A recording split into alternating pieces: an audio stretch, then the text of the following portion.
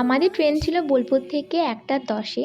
আর সেদিনও কিন্তু ট্রেন একদম রাইট টাইমে ছিল, মানে একটুকু লেটই করেনি। কিন্তু এই দুপুরবেলায় যাওয়াতে সবথেকে একটা বড় সমস্যা হয়ে গেছে রোদ।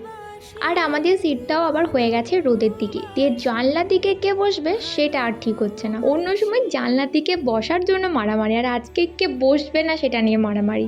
আর এই গরমে এই ভর দুপুরেও আমরা আবার গরম গরম কফি খাচ্ছিলাম, সাথে ঘামছিলাম।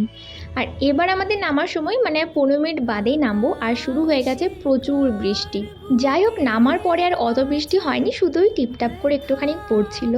আর এই এত ব্যাগপত্র নিয়ে আর এই বৃষ্টিতে মাথায় ওই একটাখানি ওড়না নিয়ে দাঁড়িয়ে আছি আমরা সবাই, যে কখন গাড়িটা আসবে। যাই হোক, গাড়ি আসতে বেশ টাইম লাগালো। আর এবার মনে হচ্ছে কখন আমি গিয়ে ঘুমাবো, সেই দুপুর থেকে রোদে পুড়তে পুড়তে এসেছি, আর যেন পারছি না।